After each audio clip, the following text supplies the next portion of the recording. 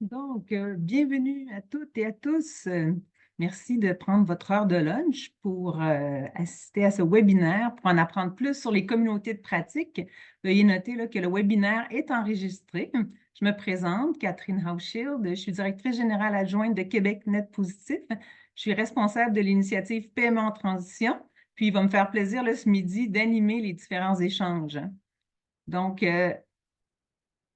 je continue en vous présentant Québec Net Positif. C'est un laboratoire d'idées indépendant, à but non lucratif. Notre raison d'être est d'accélérer la transition des entreprises vers une économie sobre en carbone et net positive. Notre mission, c'est de sensibiliser, mobiliser, outiller les entreprises québécoises, particulièrement les PME et celles qui les accompagnent pour les aider à saisir de nouvelles occasions d'affaires et d'aller au-delà de l'atténuation et des risques et activer leur plein potentiel de création d'impact positif sur la société et l'environnement. Alors, je souhaite maintenant la bienvenue à nos conférenciers et conférencières de ce midi. Je suis en très bonne compagnie avec donc Joël Nadeau de Projet Collectif. Bonjour Joël. Bonjour, bonjour, bonjour tout le monde, content d'être ici avec vous. Maintenant, Philippe Poitras de Futur Simple. Oui, bonjour tout le monde. Moi aussi, je suis très heureux d'être ici aujourd'hui. Claude Maheu-Picard du Centre de transfert technologique en écologie industrielle. Bonjour tout le monde. Et Valérie Védrine de Masse Critique. Bonjour à tous. Donc, ce webinaire s'inscrit dans le cadre de l'initiative PME en transition qui vise à révéler et à co-créer des approches novatrices pour aider les PME à entreprendre la transition vers une économie sobre en carbone. Alors, je vous propose d'ailleurs de consulter le rapport qu'on vient de publier le 31 janvier dernier, qui est disponible sur le site de Québec Net Positif. Et donc, PME en transition est rendu possible grâce à l'appui de nos partenaires financiers, Banque Laurentienne et Environnement et Changement climatique Canada. Et PME en transition est réalisé en appui au groupe consultatif pour la carboneutralité du Canada, avec l'appui de nombreux collaborateurs, experts sectoriels et régionaux, que je remercie chaleureusement pour leur engagement envers la transition vers une économie sobre en carbone. D'ailleurs, l'un des 3 volets de la recherche-action étudie bien sûr les communautés de pratique et tente de mieux comprendre comment elles peuvent être un levier de mobilisation pour la mise en œuvre d'actions climatiques. La première année donc, du volet a été développée en partenariat avec Futur Simple et avec le soutien de projets collectifs. Donc, le webinaire de ce midi va présenter les principaux constats des entrevues qu'on a menées pendant PME en transition. Et bien sûr, on va avoir un partage concret là, des apprentissages terrain de communautés de pratique.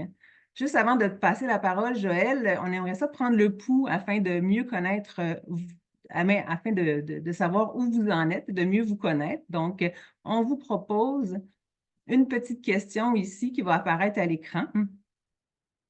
J'arrête mon partage. Et en fait, l'objectif, c'est de savoir où vous en êtes. En fait, est-ce que vous avez participé, est-ce que vous participez actuellement à une communauté de pratique? Est-ce que vous avez participé dans le passé? Est-ce que vous avez déjà coordonné une communauté de pratique? Ou toutes ces réponses et aucune de ces réponses si vous n'avez jamais expérimenté la communauté de pratique à ce jour. Donc, on vous laisse quelques instants pour répondre. Ça va nous donner une bonne idée. Et aussi, dans le chat, vous avez pu voir, en fait, dans le chat, si vous avez, je n'ai pas regardé si les réponses étaient rentrées, si vous avez le temps de répondre, à savoir justement une communauté de pratique. Pour vous, en un mot, c'est quoi une communauté de pratique? Tantôt, Joël va nous donner la définition. Donc, ici, on a un groupe très diversifié, en fait. Donc, on a 21% qui participent déjà à une communauté de pratique et beaucoup moins de gens là, qui ont déjà coordonné ou qui coordonnent actuellement une communauté de pratique. Donc, ben, merci beaucoup pour vos réponses. Et puis, sans plus tarder, en fait, je passe la parole à Joël Nadeau de Projet Collectif. À toi, Joël.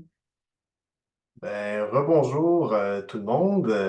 Merci beaucoup de m'intégrer dans votre discussion aujourd'hui. Ça me fait vraiment plaisir d'être là, comme je disais.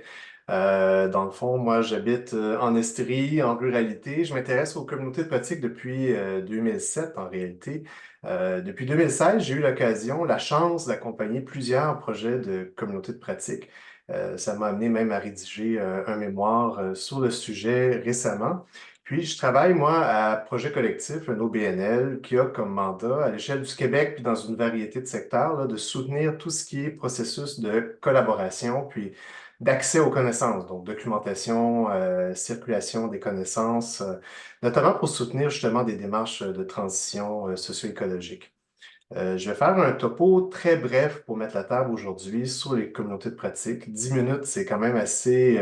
c'est un bon défi de dire c'est quoi un peu les paramètres autour de ça, mais je vais vous laisser aussi la présentation, puis d'autres références, puis n'hésitez pas à me recontacter après la présentation aujourd'hui ou dans le chat là, si ça vous intéresse d'approfondir certains éléments.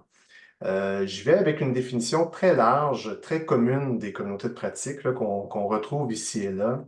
C'est-à-dire un groupe de personnes qui partagent une pratique ou un champ d'intérêt et qui se rassemblent. Si on terminait ici, ça peut être un groupe thématique d'intérêt sur Facebook, mais la suite est particulièrement importante pour apprendre les uns des autres, pour collaborer et pour créer des solutions innovantes. Donc, c'est vraiment les trois leviers là, importants à retenir d'une communauté de pratique. Je vais ici avec certains éléments de définition un peu plus précis que je ne vais pas lire.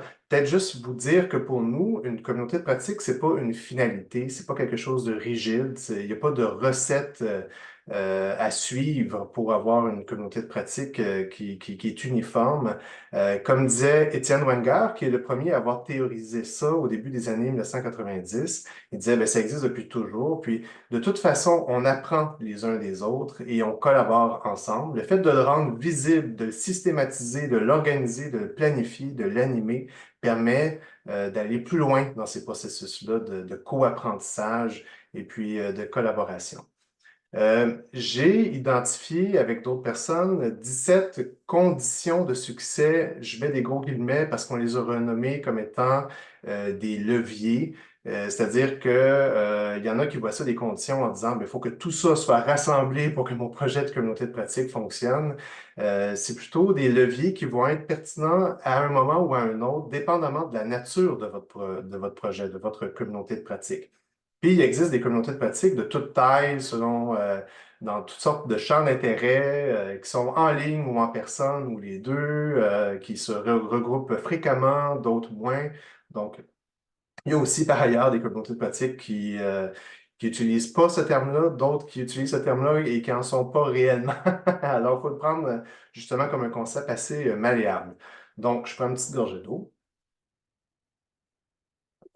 Et je plonge d'une manière assez synthétique là, dans les 17 leviers. C'est important d'avoir une conception au départ, c'est-à-dire une planification qui peut être quand même malléable, qui reste évolutive, mais qui donne quand même les lignes directrices de la communauté de pratique, c'est-à-dire qui en fait partie, à quoi ça sert, où est-ce que ça s'en va, c'est quoi les modalités, le rythme, les activités, etc. Donc ça, c'est quand même important d'y réfléchir au départ, puis d'avoir dans ce cadre-là une analyse des enjeux, des besoins. L'engagement des personnes, normalement, il est volontaire, c'est-à-dire que c'est pas forcé de participer à une communauté de pratique. Dans certains cas, on voit que ça l'est, mais généralement, là, l'idéal, c'est que vraiment ça vienne d'une impulsion des membres. Il faut que le mandat, c'est-à-dire les objectifs que la communauté se donne, soient quand même clairs et surtout, ben, ça va de soi, mais en réalité, c'est pas toujours évident. Il faut que ce soit pertinent aux yeux des personnes qui y participent.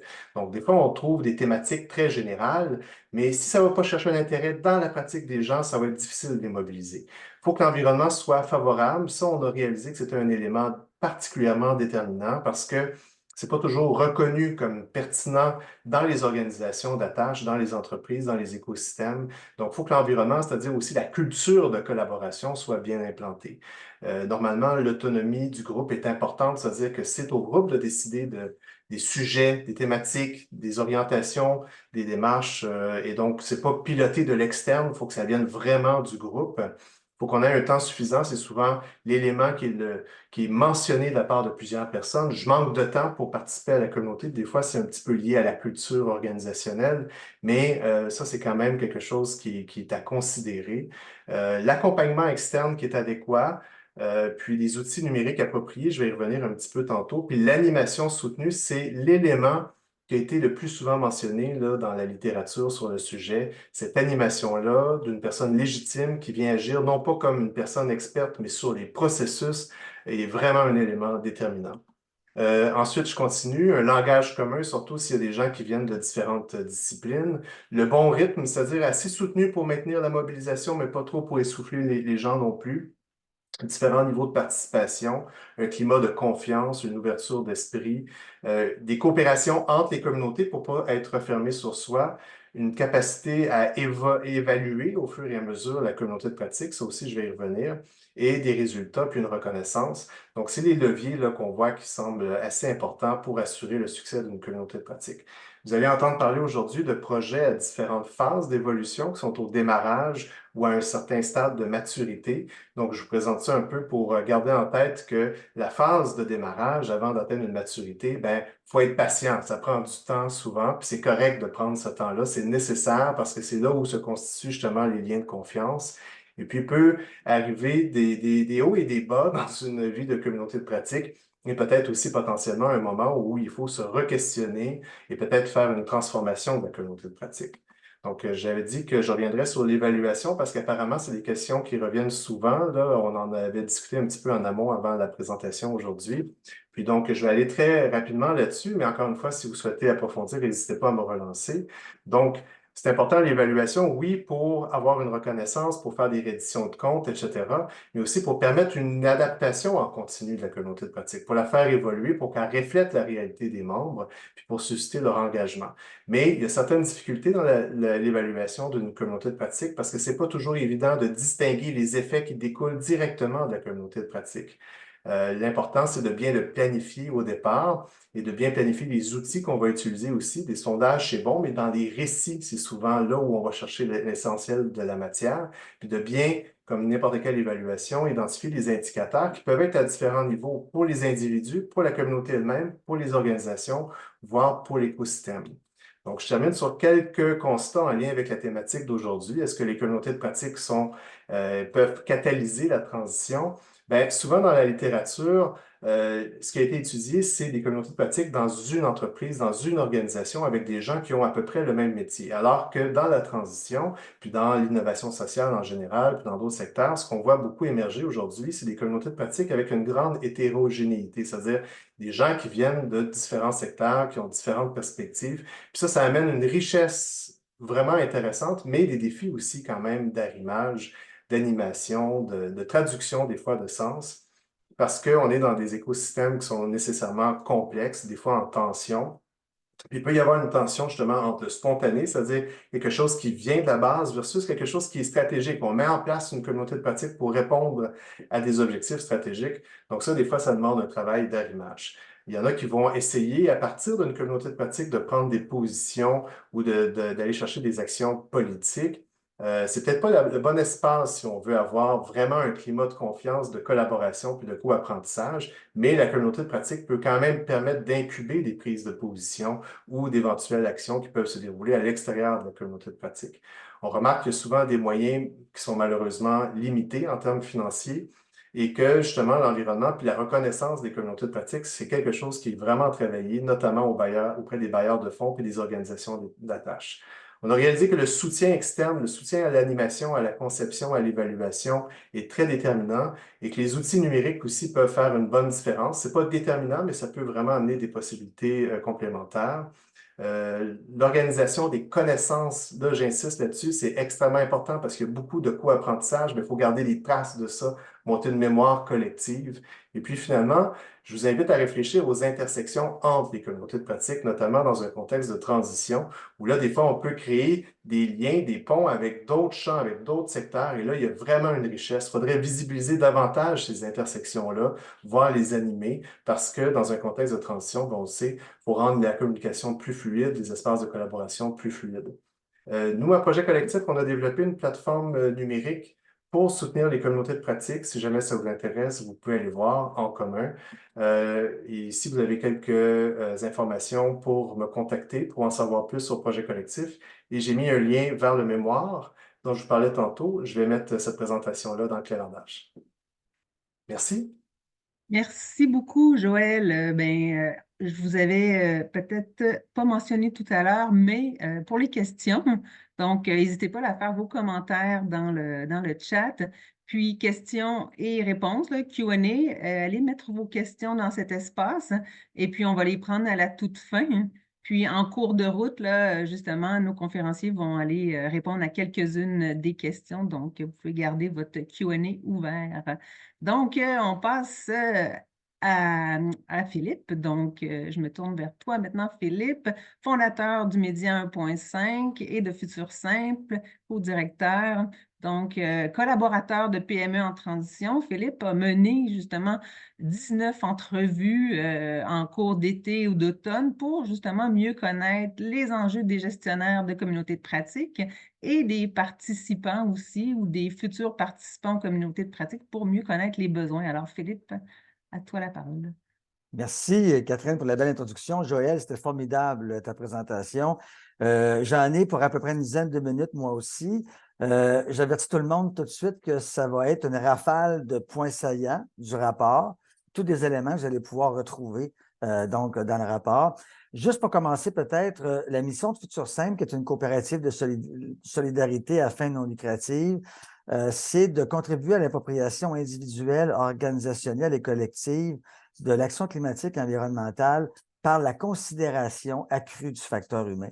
C'est souvent une donne qu'on tient pour acquis, mais un des plus grands leviers et un des plus grands blocages du changement, c'est l'humain. Donc, notre mission est d'y travailler. Par facteur humain, ce qu'on entend en gros, c'est tous les éléments que vous voyez à l'écran, littératie, les émotions, les biais cognitifs, les motivations, les valeurs de l'endogroupe, les valeurs intrinsèques, les besoins psychologiques, la résilience, les étapes du deuil. Il y a des deuils à franchir à différentes étapes pour embarquer dans l'action climatique. Alors, nous, on regarde toutes ces questions-là en lien avec l'aspect communicationnel. Ça a été un privilège, comme Catherine le disait tout à l'heure. J'ai effectivement mené des entrevues avec l'équipe de Québec Net Positif auprès de 19 personnes, donc de différents groupes. Vous les voyez à l'écran. Et ce fut un privilège de faire ces entrevues-là et d'entendre et d'écouter ce que les gens avaient à dire. Alors, je vous fais une présentation rapide, comme je vous disais tout à l'heure, des principaux faits saillants. Alors, il y a 4 constats très importants, je pense, que je voulais partager aujourd'hui, dont celui que ça a été surprenant quand même auprès des PME de réaliser que la décarbonation et l'action climatique, c'est encore des notions floues et méconnues.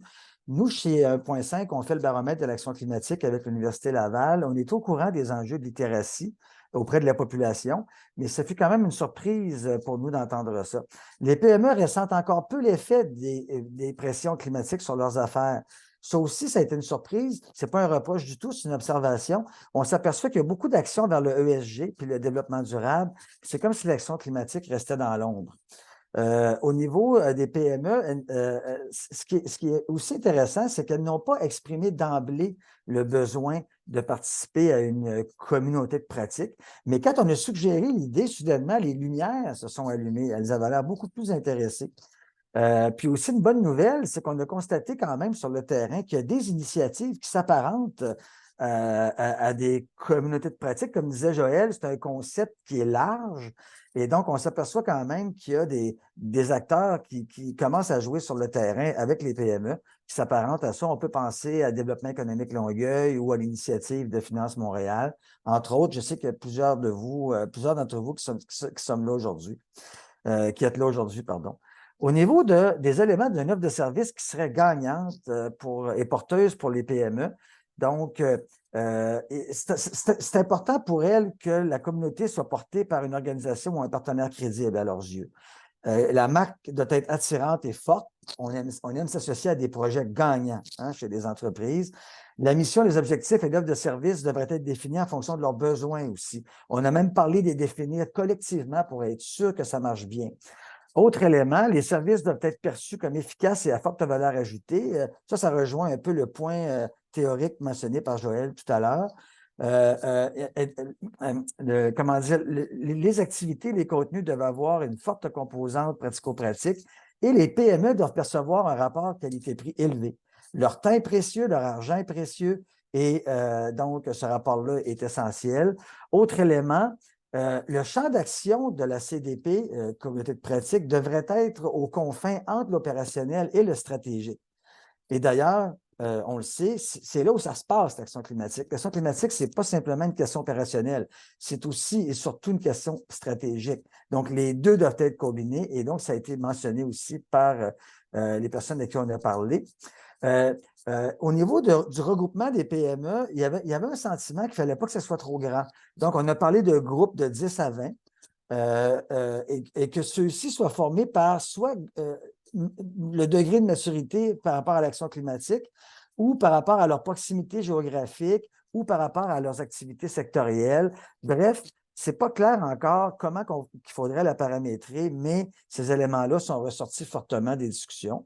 La possibilité d'intégrer les aspects ESG, développement durable, à l'action climatique, c'est ressorti aussi parce que les PME sont déjà dans le ESG et dans le développement durable. On a aussi parlé des similarités ou diversités dans les profils des participants. Ça aussi, c'est un enjeu qui est non résolu. Tantôt, Joël parlait davantage des avantages à l'hétérogénéité. Alors, les PME sont très sensibles à ça. Et il faudrait voir comment agencer ces éléments. L'animation doit être adaptée aux PME et répondre aux besoins établis par la communauté et un calendrier d'activités prévisible et régulier. Au niveau des contenus maintenant, qui seraient abordés plus spécifiquement par la communauté de pratique, on parle donc de donner une vision d'ensemble de ce que c'est le champ de l'action climatique ou de la décarbonation. C'est quoi exactement? Tantôt, je disais que c'était un concept qui était encore flou. Les ESG sont moins flous, le développement durable, c'est moins flou, mais le concept d'action climatique reste encore à être bien présenté et les PME voyaient une valeur ajoutée que la communauté aborde spécifiquement cet élément-là en contenu. Bon, la question de l'inventaire des émissions GES, ce n'est pas compris par tout le monde au même niveau. Donc, c'est important que ça soit mentionné, abordé par la communauté. Les exigences réglementaires et de marché, là aussi, surprenamment, les exigences réglementaires au niveau de la PME ne sont pas toujours maîtrisées et elles connaissent bien leur chaîne de valeur, mais est-ce qu'elles savent ce qui s'en vient dans la chaîne de valeur? Pas toujours. Donc, c'est important que ces éléments-là soient discutés dans les contenus, puis dans l'animation, puis dans la valeur ajoutée de la communauté de pratique. Un enjeu qui est sorti comme étant difficile, les PME qui ont commencé à bien mesurer leurs inventaires, leur bilan carbone, réalisent que c'est beaucoup de gestion de données. C'est un enjeu très complexe de gérer la donnée relativement à ça, surtout pour ceux qui ont de nombreux fournisseurs. Plus le nombre de fournisseurs est élevé, plus la question de la donnée devient stratégique et difficile. Et c'est un sujet qui est ressorti au niveau des contenus d'une bonne CDP. L'analyse du cycle de vie des produits est ressorti parce qu'évidemment, le bilan carbone, c'est une chose, mais il y a les autres impacts environnementaux qui doivent être saisis par les PME. Donc, c'est un sujet important pour elles. L'efficacité et la productivité énergétique. Ça aussi, évidemment, quand on pense décarbonation, souvent on pense chauffage, réduction de la dépense d'énergie, mais il y a plus d'éléments que ça. Donc, c'est un élément très important pour les PME. C'est un des premiers pas que celles-ci doivent faire. Puis en plus, c'est économique. Donc, elles recherchent ce genre de contenu-là. Des études de cas concrets qui peut les allumer puis qui peut leur montrer la voie, qui font du sens pour elles, c'est important aussi. Que la CDP, la communauté de pratique, amène des experts pour favoriser les échanges constructifs, partage de bonnes pratiques, aussi discuter des éléments relatifs aux difficultés de la gestion du changement. L'action climatique, là, ça exige un changement intégral. À partir du stratégique, du modèle d'affaires jusqu'à l'opérationnel, ça concerne tout le monde dans l'organisation. C'est un vaste enjeu de gestion du changement. Et le dernier facteur, et non le moindre, c'est le facteur humain. Donc, ça ne venait pas spontanément chez les répondants. Mais quand on en parlait, est-ce que tu penses que ça pourrait t'apporter un support humain d'une certaine manière pour aborder les aspects de la difficulté de stress, la difficulté psychologique, d'affronter cette question-là comme dirigeant ou propriétaire d'entreprise. Puis c'est ressorti comme étant un facteur positif. On a vu des thumbs up quand on a parlé de ça. Donc, ça aussi, c'est un élément qui ressort. Peut-être la grande conclusion qu'on avait constatée, le macro de nos discussions, c'est que la demande spécifique pour des communautés de pratique dédiées à l'accompagnement des PME dans l'action climatique nous semble latente. Mais elle est latente. Ça veut dire qu'elle existe, mais elle n'est pas encore confirmée. Mais nous anticipons une croissance de la demande au cours des prochaines années. Et donc, les déclics qu'on a vécus en parlant aux entreprises par rapport à ce sujet-là nous font vraiment croire que c'est quelque chose qui sera non seulement utile, mais nécessaire dans les prochaines années pour aider nos PME à franchir la barrière là, face aux défis climatiques. Merci. Merci beaucoup, Philippe, pour ce topo qui peut être, en effet, comme Philippe le disait, retrouvé là, dans le rapport synthèse de PME en transition.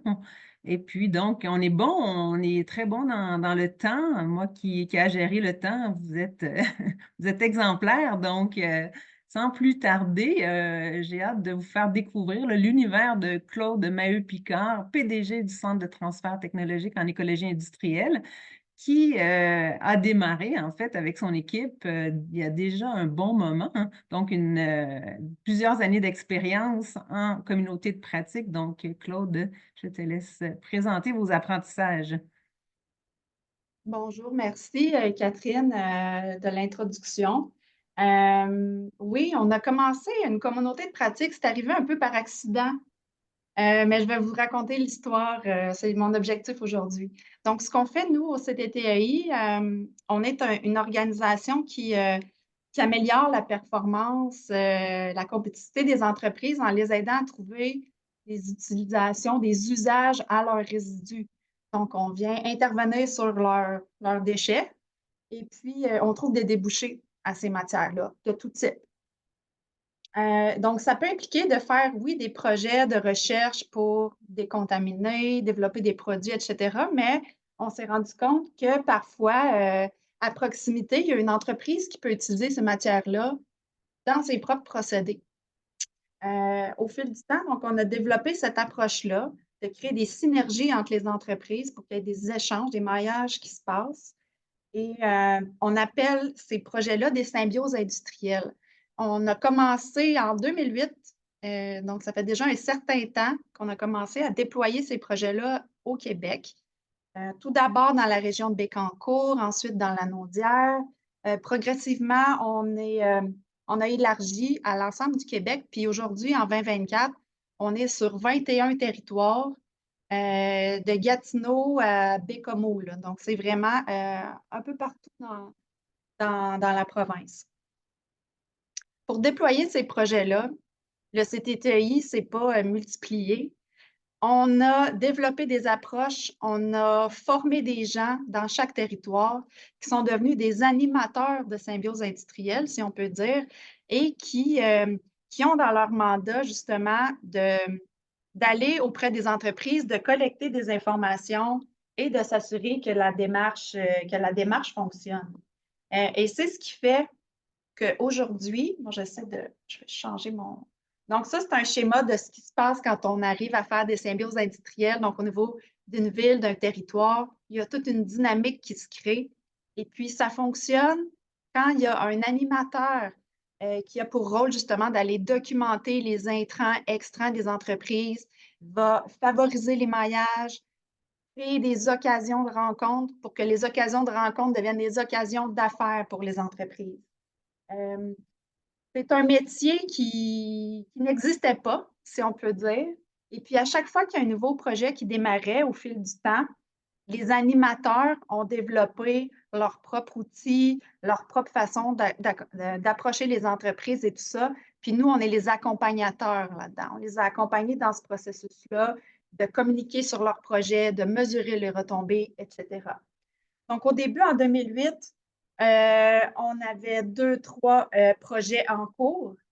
Puis je vous disais tout à l'heure, en 2024, on en a plusieurs à l'échelle. Fait qu'imaginez, là, 60 personnes qui ont maintenant des objectifs communs, qui ont des façons de faire qui sont similaires.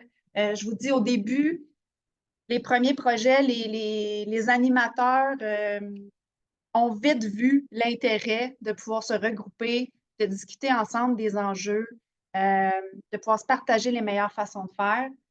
Rendu à 60, là, la mécanique est plus complexe, mais c'est encore possible. On parlait, j'ai vu dans vos présentations, Joël et Philippe, là, la question du nombre de personnes. Vous comprendrez qu'au fil du temps, donc il y a des projets là-dedans qui sont là depuis les débuts, puis on a continué d'accueillir des nouveaux membres dans la communauté de pratique au fil des années. Et donc, les commentaires qu'on a, c'est que la courbe, la montée en compétences est beaucoup plus rapide quand on peut bénéficier de l'expertise de tout un réseau pour les façons de faire, pour s'approprier en fait, la tâche d'avoir à animer un territoire, c'est quand même quelque chose. Donc, la montée en compétences est très rapide. Philippe, tu parlais de support moral, ça fait une différence de pouvoir compter sur des gens qui vivent la même chose que vous. Et puis, je pense que la force du nombre, c'est un avantage aussi si on regarde juste les dernières données compilées qu'on a au niveau de notre communauté de pratique. On arrive à mettre en commun les retombées de chacun des projets. On est capable de calculer combien les entreprises, par exemple, dans notre cas, ont économisé en argent, combien de gaz à effet de serre qui ont été évités, les tonnes de matière détournée de l'enfouissement. Donc, une fois ces données-là agrégées, ça permet d'avoir une force de frappe un peu plus grande pour aller voir des bailleurs de fonds, sensibiliser des ministères pour qu'il y ait des politiques en lien avec l'économie circulaire qui se développe. Donc, l'impact du groupe est très important. Puis pour que cet impact-là se concrétise, il faut mobiliser la communauté de pratique. Il faut que les gens partagent leurs données, aient l'ouverture à ça. Il y a énormément de conditions gagnantes. Je les ai toutes reconnues, Joël, dans ta présentation de tout à l'heure. Et je ne peux qu'acquiescer à tout ce que tu as dit. Puis on l'a vécu, nous, la courbe de communauté naissante, des hauts, des bas. Puis là, on en est à un niveau de maturité après 15 ans d'existence, là, où on a amorcé il y a un an déjà une grande... on l'appelle notre mutation, c'est-à-dire comment on conjugue le fait qu'aujourd'hui, on a des projets de symbiose qui ont plus d'expertise. Il y en a qui sont plus récents. Les besoins ont évolué. Les moyens technologiques ont changé en 15 ans. Comment nous, comme animateurs, comme super animateurs de cette communauté de pratique-là, comment nous, on continue à répondre aux besoins de tout le monde puis de s'assurer que c'est intéressant pour tout le monde de rester dans la communauté? Fait qu'on a commencé cet exercice-là de consultation, puis elle était nécessaire, elle est très saine, puis la nouvelle mouture de la communauté va être encore plus intéressante, va favoriser l'engagement de tout le monde. C'est vrai que tout le monde manque de temps. On manque de temps, on manque de moyens. Il y a un coût associé à ça, à animer une communauté de pratique qui n'est pas facile à chiffrer. Mais oui, il y a des enjeux. Je voyais des questions dans le chat tout à l'heure, dans la section questions-réponses. Si nos enjeux ou nos besoins sont différents, est-ce que ça nous empêche de faire une communauté de pratique?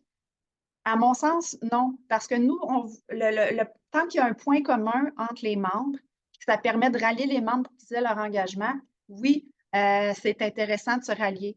Les enjeux, il y en aura toujours. L'important, c'est de pouvoir les identifier, les prioriser. Puis nous, les enjeux vécus, on va en faire un chantier qui va être travaillé par un groupe en particulier qui vont mener de l'avant. Alors, ça n'est pas une contrainte, je dirais. Mais la mise en relation, de garder les gens actifs et connectés, il faut utiliser tous les moyens possibles, mais je crois, en tout cas, j'ai vu dans la liste des participants, il y en a des membres de notre communauté de pratique Synergie Québec qui sont là ce midi. Je pense qu'ils pourraient témoigner du fait que ça apporte. Nous, ça fait partie des questions quand on a sondé les membres. Qu'est-ce qui arriverait pour vous dans votre quotidien si du jour au lendemain, la communauté disparaissait? Puis la réponse qu'on avait, c'est que c'est même pas envisageable, là. Les gens apprécient ce support-là et puis, ben, ils sont très mobilisés pour planifier le prochain 10 ans avec nous. Donc, je m'arrête là-dessus pour poursuivre le dialogue avec vous un petit peu plus tard. Oui, en effet, mais merci beaucoup, Claude. C'est très intéressant. Puis, on va continuer à la fin là, la discussion, justement. Je pense que c'est une discussion intéressante. Merci, Joël. Je vois que tu as répondu là, quelques questions dans les questions-réponses. La fameuse, qui est alentour de la table, les enjeux, en fait, qui peuvent être divergents ou convergents. Puis, c'est intéressant. On pourra continuer. Donc, sans plus tarder, je laisse Valérie nous raconter un peu son histoire, qui est une belle communauté de pratique qui a juste un peu plus d'1 an, mais qui a parcouru déjà un bon bout de chemin et qui a fait beaucoup d'apprentissage. Alors, Valérie, à toi de jouer.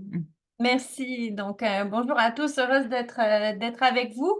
Je vais vous parler un petit peu de masse critique. Alors, passer après Claude, c'est bien difficile parce que donc Claude vous a parlé d'une communauté de pratique qui est vraiment à maturité, beaucoup d'apprentissage. Moi, ce que je vous présente, c'est dans le fond la start-up des communautés de pratique. Comme l'a dit Catherine, en fait, on a entamé notre 2e année, donc on est encore tout jeune. Donc, masse critique, c'est quoi? C'est un collectif OBNL qui provoque la transformation durable et responsable de l'industrie des communications et on fait ça via l'éducation et la co-création de nouveaux standards. La petite histoire, donc derrière notre communauté de pratique, en fait, c'est parti d'une impulsion, une impulsion très personnelle. Moi, j'ai passé les 20 dernières années dans l'industrie du marketing et de la communication. J'ai eu la chance d'être exécutive, d'avoir des postes de vice-présidente marketing assez rapidement dans ma carrière. Mais au fur et à mesure que j'ai avancé et que j'ai appris de plus en plus sur l'impact, dans le fond, de notre métier sur l'environnement, sur la société, ben, j'ai eu une dissonance cognitive qui est devenue grandissante. Et c'est arrivé au point où, à un moment donné, alors que je recevais un prix marketing, dans le fond, j'ai lancé un appel à mon réseau en disant, est-ce qu'on peut faire du marketing autrement et au lieu d'être vraiment un rouage de la surconsommation et une source du problème, est-ce qu'il y aurait une façon de réinventer notre métier et notre pratique pour être une partie de la solution? Donc, en fait, ce dont je vais vous parler, c'est vraiment le comment pour peut-être ceux qui écoutent et qui se disent, ben nous, on a des idées, mais on ne sait pas comment le lancer. Ben, en fait, à cet appel-là assez candide et qui est quand même assez général, hein, changer une industrie ou en tout cas changer nos pratiques, c'était non seulement très candide, mais aussi très, très vaste. Ben, j'ai eu au début 10-15 personnes qui venaient de l'industrie avec qui on a organisé des appels, des rencontres en disant, mais qu'est-ce qu'on pourrait faire? Donc, nous, c'est vraiment partie de cette communauté de pratique qui a, elle, grandi. Et au fur et à mesure qu'on a eu des rencontres, des interventions, des travaux, bien là, on a développé des outils, on a développé des formations, on a développé des services et puis différents outils qu'on appelle des médias, mais en fait, vraiment des outils de sensibilisation et d'éducation. Donc, tout est parti de là et en fait, l'ensemble de nos actions sont vraiment parties de ce noyau-là. Le noyau très actif de notre communauté de pratique représente aujourd'hui à peu près 350-360 personnes. Évidemment, ce sont des cercles concentriques. Donc, ça, c'est vraiment le noyau très actif sur différents sujets. Qui va amener à la création d'outils et de formations qui, eux, vont être touchés par beaucoup plus de monde et ainsi de suite pour se rendre à, évidemment, une ampleur beaucoup plus vaste pour tous nos médias et nos communications, mais tout part vraiment de ce cœur-là. Donc, concrètement, ça veut dire quoi? Notre communauté, la façon dont on l'a créée, à qui on s'adresse, en fait, on s'adresse à l'ensemble des professionnels du marketing et des communications, que ce soit des agences, des studios, des médias, vraiment, des agences médias, mais aussi des médias, des gens qui sont en département marketing en organisation, mais aussi des experts en marketing responsable, des experts en RSE, en ESG. J'ai vu sur les participants que certaines personnes qui font partie de nos experts sont là aujourd'hui. Donc, en fait, l'idée, c'était de rassembler l'industrie et les différentes parties prenantes de notre industrie. Ça amène une très... Joël parlait là, de pertinence, d'engagement volontaire, donc tout ça, on l'a eu. Je dirais que ça amène par contre évidemment une difficulté qui est vraiment plus liée à l'animation. Donc moi et mon binôme Julien Galtier, en fait, on s'est retrouvés à essayer de faire une animation d'une communauté. C'est pas du tout un métier qu'on connaissait. On a dû apprendre et croyez-moi, on apprend tous les jours. On sait qu'on a encore beaucoup de chemin à faire dans cette animation-là. Il y a aussi le principe qu'on est face à un ensemble d'industries avec des organisations qui sont potentiellement compétitives entre elles. Donc ça amène une tension. Joël parlait du climat de confiance, de la coopération. Ça peut amener des fois une tension qui est complexe à gérer. Et aussi, évidemment, différents sujets. Donc, nous, pour répondre un petit peu à une des questions qui était dans le Q&A, nous, en fait, on s'est regroupés tous ensemble autour de l'objectif, finalement, de changer les pratiques au niveau du marketing et de la communication pour être plus responsable. Mais à l'intérieur de ça, il y a différents sujets qui ont été soulevés par différents membres de la communauté qu'ils ont pris en charge et qui ont amené à donc à certains outils, à certaines formations. Concrètement, cette communauté, nous, on l'a organisée autour d'une plateforme qui est Circle, donc une plateforme collaborative, à l'intérieur de laquelle on va mettre les différents outils, les différents apprentissages, beaucoup de références pour vraiment amener les résultats de certains travaux de groupes thématiques, des rencontres de réseautage mensuel. Donc, c'est vraiment la plateforme qui est le cœur. Donc, quand je vous parlais de 365 membres actifs, ce sont vraiment nos membres actifs qui sont sur cette plateforme-là qui collaborent. Chacun va collaborer de manière très différente, dépendamment des différents groupes. Puis, autour de ça, d'autres personnes, à peu près le double, ont accès aux résultats de ces recherches-là, de ces travaux-là, qui après va être créé, comme je vous disais, en outil et en formation. Donc, basé sur cette communauté de pratiques-là, on a créé notamment un calculateur carbone parce que ça a été, pour les campagnes marketing 360, ça a été une des choses qui est sortie le plus rapidement en disant on a besoin d'enfants de cet outil-là. On a créé des formations. Je suis heureuse de vous dire que, par exemple, on finit cette semaine notre premier parcours de marketing durable parce que quand on a amené ce sujet-là à l'industrie, ce qui est arrivé, c'est oui, on est arrivé à un moment où l'industrie était rendue là au niveau de sa réflexion. Oui, il fallait changer les choses, mais c'était vraiment les outils et le comment qui devaient être mis en place. Donc, on a créé des parcours de marketing durable. On a aussi créé différentes conférences parce que c'est sorti justement de ces problématiques-là, comme l'empreinte environnementale du marketing. Avec le calculateur, je vous en ai parlé, mais évidemment, on parle de greenwashing, quels sont les outils. Donc, différents sujets, le numérique responsable, etc. Autour de ça, et donc de notre communauté de pratique nous a amené aussi à amener des services. Par exemple, sont arrivés des services de validation éthique des contenus publicitaires pour avoir finalement, il est ressorti de toutes les conversations qu'ils avaient besoin. Notre industrie a besoin d'une tierce partie qui va être capable d'analyser les contenus publicitaires de manière éthique, voir s'il y a du greenwashing, mettre un petit peu des barrières à certaines mauvaises pratiques. Aussi l'éco-mesure, donc de nos campagnes publicitaires, savoir l'empreinte carbone liée à la production publicitaire, à la diffusion en ligne, à l'empreinte carbone des agences. Et tout ça nous a aussi permis de produire beaucoup de contenu qu'on a en fait mis à disposition du plus grand nombre, que ce soit via les podcasts, différents webinaires, une étude comme les émissions de l'influence publicitaire, des guides de bonnes pratiques, où là, on touche évidemment au maximum de personnes. Donc voilà, ça fait un petit peu le tour. Je vous dirais que peut-être pour parler rapidement de nos difficultés, je vous ai parlé de la difficulté de l'animation, savoir comment animer. Encore une fois, on est vraiment dans cet apprentissage-là. Gérer un climat de confiance et de coopération. Mais notre enjeu principal, c'est le financement. Il faut adresser l'éléphant dans la pièce. Le financement pour une communauté de pratique, on est comme un cercle qui rentre dans un carré. Hein? On ne correspond pas vraiment aux critères des firmes qui pourraient nous aider. On s'est souvent fait dire, ah ben vous êtes un regroupement de professionnels, donc non, on ne peut pas vous aider, ou ah ben vous êtes un regroupement de professionnels, donc on ne peut pas vous aider. Donc en fait, on rentre pas dans aucune case et ça rend évidemment notre métier et la pérennité de l'organisation, évidemment, en question. Donc, c'est vraiment la plus grosse difficulté. Mais je vous dirais que ce qui nous anime le plus, c'est qu'au moins, on est tous ensemble. On a vraiment besoin, il y a vraiment une très, très belle énergie et collaboration autour de ce projet-là de masse critique. Donc, même si on a certaines difficultés, on est vraiment très heureux en l'espace de moins de 2 ans de tout ce qui a déjà été accompli. Voilà, ça fait le tour de mon côté. Merci beaucoup, Valérie. Alors, on a fait le tour de piste. Donc, on attend vos questions. Il y a plusieurs questions qui ont été répondues, mais on peut revenir justement. On a un beau 15 minutes là, de discussion. Donc, le fameux élément, en fait, vous en avez tous parlé un peu, mais de diversité ou en fait, quand on veut regrouper justement les gens, comment trouver le point commun?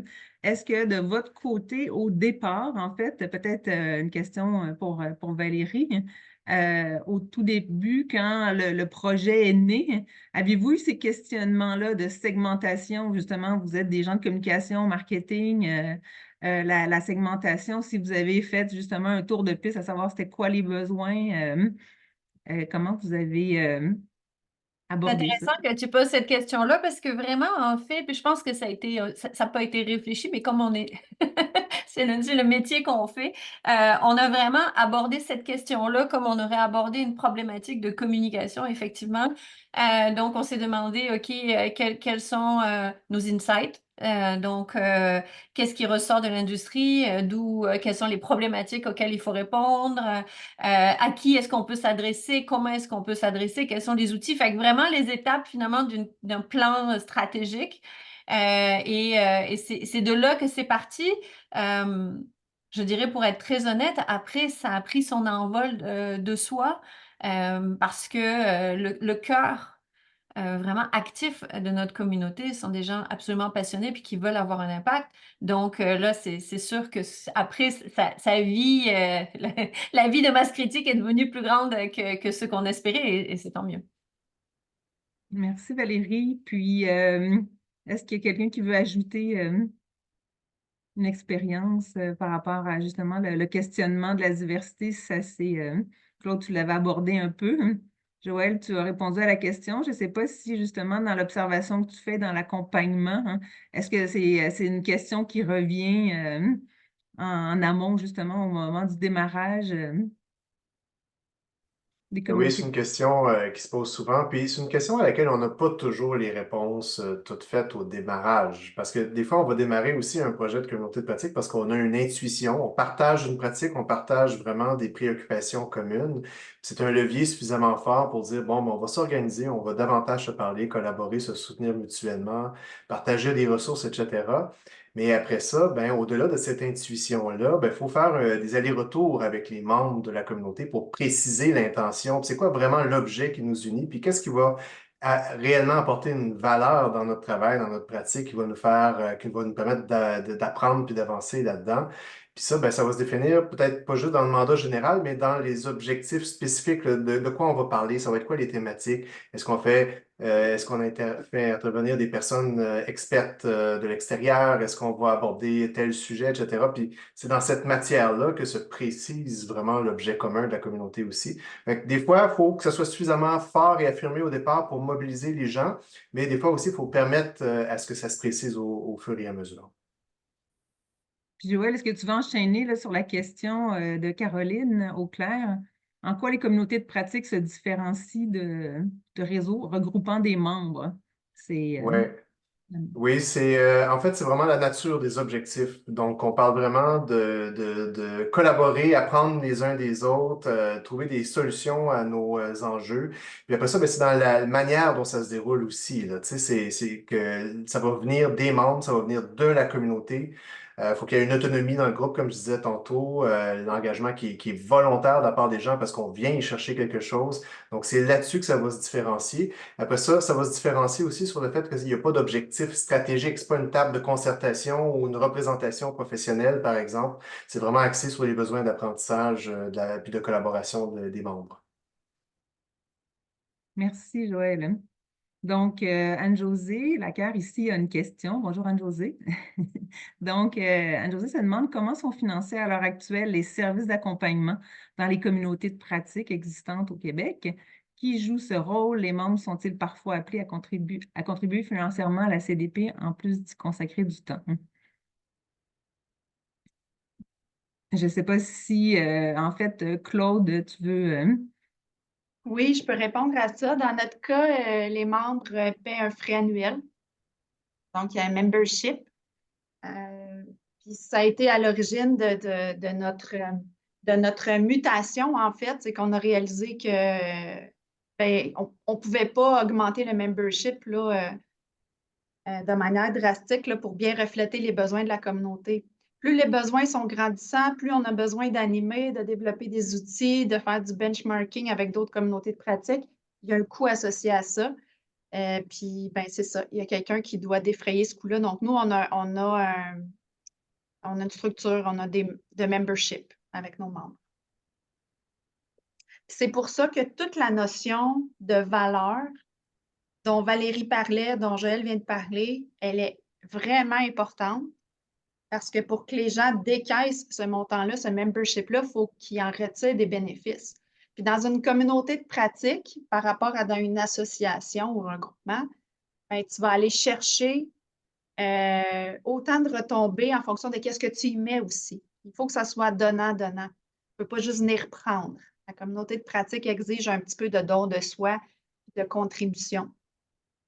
Oui, merci Sinon, ce d'apporter... n'est pas bien perçu. Mais effectivement, moi, je me suis reconnue, Valérie, dans ce que tu disais, qu'on rentre dans aucune case. Les communautés de pratique, c'est ça. On n'est pas admissible à du financement, alors que ça pourrait, parce qu'une fois qu'on a un réseau structuré, on gagne tellement en efficacité. En tout cas, à réfléchir si vous avez des contacts dans des ministères.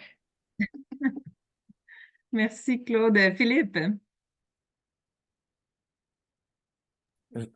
Bonjour tout le monde. Je voulais simplement ajouter pour compléter un peu, ajouter sur la réponse de Claude.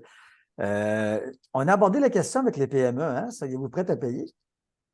Puis la notion de valeur est très importante, ça a été déjà dit. Puis la réponse était oui. Je pense que quand la question était cadrée de manière à expliquer ce que la CDP, la communauté de pratique, rendrait comme service de façon spécifique, les propriétaires d'entreprise ou les chefs d'entreprise avec qui on a parlé disaient oui, ça a de la valeur, ça. Puis moi, pour que je mette 3 heures par mois régulièrement là-dedans, si je ne paye pas, si c'est gratuit, j'ai de la difficulté à avoir une valeur. Donc, le paiement monétaire devient important et les montants qui nous ont été dits étaient quand même surprenants. On parlait d'un membership autour de 3 à 5 000 $ par année, là, en plus d'un investissement en temps.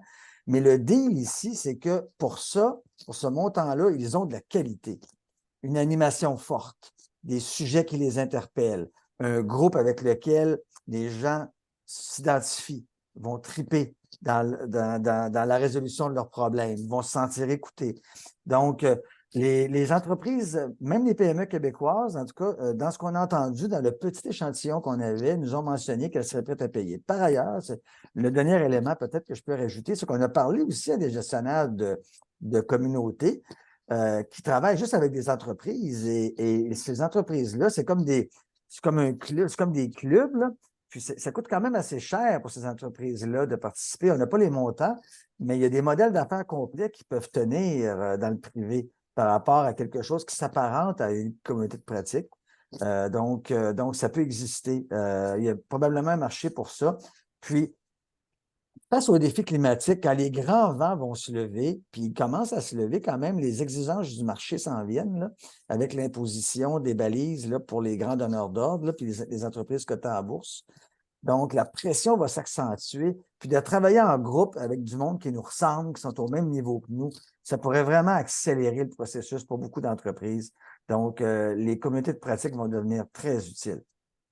Et les entreprises vont être prêtes à payer pour ça, comme elles sont prêtes à payer pour des consultants aujourd'hui pour les aider.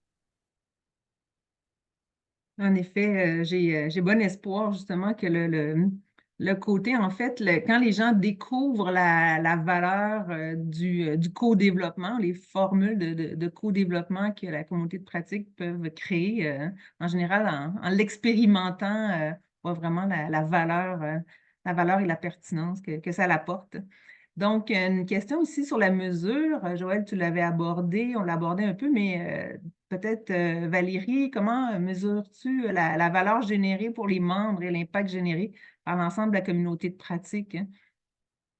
Ça, c'est vraiment une question difficile. Quand Joël en a parlé tout à l'heure, je l'ai souligné en 3 lignes sur mon cahier, l'évaluation puis l'indicateur. Aujourd'hui, en fait, là, on lance notre première évaluation, notre Net Promoter Score, en fait, notre NPS de notre communauté de pratique en fonction des différentes communautés. Donc ça, c'est un peu une façon un peu classique de le mesurer. Je dirais que donc, on va l'avoir, mais à terme, pour l'instant, nous, ce qui nous permet d'évaluer, c'est ce qui est ressorti en fait des communautés de pratique. Donc, les différents outils que l'on a créés, les différentes formations qui ont été créées et toutes les pièces de contenu qui sont sorties donc de toutes ces réflexions-là, qui ont été partagées et qui nous ont permis finalement d'éduquer et de sensibiliser le plus grand nombre, donc de partager ce qui est sorti de ces communautés-là.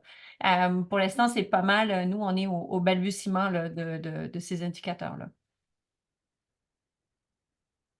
Est-ce que Claude, tu veux ajouter à cette question, hein, en répondant? Oui, ben, j'en ai parlé un petit peu. Nous, on compile les retombées de chacun des projets. Ça nous permet d'avoir une visibilité. On fait des communications, on va être présent dans des événements, par exemple aux Assises de l'économie circulaire, etc. Fait que les retombées ne se mesurent pas en... C'est assez intangible. Mais Qualitatif, de hein? notre côté, je dirais que la façon que ça s'est répercuté, on le voit maintenant dans des programmes au niveau du ministère pour développer, par exemple, euh, que les sociétés qui vont développer les zones portuaires au Québec intègrent des projets de symbiose industrielle. Donc, ça, c'est grâce à toutes les fois où on a mis de l'avant le travail des projets de symbiose industrielle, puis les retombées auprès des entreprises puis du développement territorial, bien, ça, ça a diffusé vers le haut dans des politiques gouvernementales. On a travaillé sur l'économie de la fonctionnalité, mais ça va faire partie de la prochaine stratégie québécoise de développement durable. C'est ça qui est notre fierté, c'est l'impact que nos projets peuvent avoir, puis l'impact sur nos membres. C'est quand on se fait dire que leur travail est facilité, leur efficacité est améliorée. Donc, ça reste quand même assez intangible, mais c'est bien réel. Qualitatif, hein, la mesure du qualitatif, hein. Exact. Et je pense que c'est aussi une des causes de la problématique avec le financement. C'est qu'on a du mal à évaluer parce que on est sur de la formation personnelle, on est sur de l'évolution sur une évolution de pensée, une structure différente au niveau des façons de faire. C'est difficile à quantifier. J'ai l'impression que tant qu'on n'aura pas, en tout cas nous, en ce qui nous concerne, tant qu'on n'aura pas craqué ce problème-là, on a du mal à faire. Oh, Zoom qui fait des petits pouces. Tant qu'on n'aura pas résolu ce problème-là, on aura de la difficulté à valoriser, dans le fond, véritablement notre apport économique, sociétal, environnemental et aller chercher du financement. Ouais. Eh bien, déjà, le temps de faire un dernier tour de table avec peut-être, pour terminer, si chacun veut juste mentionner une chose qui souhaiterait laisser justement aux participants un conseil ou quelque chose que vous avez retenu dans vos expériences ou à travers ce qu'on a entendu ce midi. Est-ce que Philippe, tu veux commencer? Merci, Catherine, puisque tu m'en donnes l'occasion. Oui, en fait, le facteur humain. C'est le monde économique dans lequel on vit, c'est un monde de variables extérieures, hein. Il y a des contraintes, les difficultés financières, les difficultés de ressources, des problèmes à régler. Mais reste que la question de l'intérieur est importante aussi parce que une PME, c'est une somme d'êtres humains qui travaillent en équipe pour arriver à un résultat. Comme on l'a fait aujourd'hui, comme tout le monde ici, nous sommes tous des humains et nous avons tous des difficultés face au changement. C'est normal. Et donc, cette considération-là est importante dans une communauté de pratique parce que soudainement, on est beaucoup moins seul et on a des pairs, des gens qui nous ressemblent d'une certaine manière. Et ça peut vraiment aider à décloisonner puis à dédramatiser le saut vers le changement. Et c'est un aspect important, je pense, qui est encore sous-évalué dans tous nos processus en général. Et travailler en collaboration comme les défis de la transition le demandent. Merci, Claude. Et moi, je vais m'inscrire tout de suite à la communauté de pratique des communautés de pratique. Si j'avais pu avoir ça il y a 15 ans, ça aurait sauvé des essais-erreurs. Mais c'est ça, n'hésitez pas à consulter. Moi, je suis disponible pour en jaser avec vous si vous voulez avoir de l'input ou des conseils. Si je peux être Merci. utile, ça vaut le coup. Merci, Claude. Et Joël? Ben oui, c'est important hein, je pense, travailler à solidifier les liens de collaboration à l'intérieur d'un réseau, mais c'est important aussi de voir les points de jonction là, avec d'autres réseaux. Si on parle de la transition, il y a vraiment une très large diversité, une très grande effervescence présentement. Puis si on veut se donner collectivement des capacités de transformation systémique plus en profondeur, il y a lieu de penser à ces espaces de collaboration et de complémentarité là aussi. Merci, Joël. Et Valérie, le mot de la fin. Le mot de la fin, en lien avec ce que Philippe disait, je pense que ça nous permet de démocratiser, de simplifier, parce qu'aujourd'hui, beaucoup d'entreprises voient la montagne devant eux, puis ils ne savent pas du tout comment l'approcher. Donc, de discuter, puis d'échanger. Nous, on fait souvent le parallèle avec ce que le digital était il y a 20 ans. Personne ne savait comment faire. Donc, on est dans la même problématique, là, mais finalement, quand on travaille tous ensemble, ça devient simple. Mais surtout, le mot de la fin, c'est comme attendez pas que ça devienne compliqué. Ne cherchez pas, comme lancez-vous, vous avez des idées, vous avez des sujets, faites-le. Faites-le parler et en fait, d'en parler et d'échanger, ça amène une action qui amène d'autres actions. Ça n'a pas besoin d'être parfait. Il faut juste plonger. Merci. Merci beaucoup. Merci beaucoup à vous quatre. Merci pour vos partages. Très intéressant. Merci aux participants. On va mettre un lien, bien sûr, dans le chat pour récolter, pour mesurer le qualitatif et le quantitatif de votre appréciation sur le webinaire. De plus, j'ai une annonce. On va lancer une communauté de pratique. Vous allez pouvoir trouver l'information dans le chat et éventuellement rapidement, là, bientôt sur notre site Internet. Donc, ça va être une communauté de pratique qui va s'adresser en fait à l'écosystème d'accompagnement des PME qui va être lancé dans le cadre de PME en transition. Donc, à suivre, on vous tiendra informé sous peu. Et sur ça, je vous souhaite une bonne fin de journée. Merci beaucoup à tous et à toutes. Merci.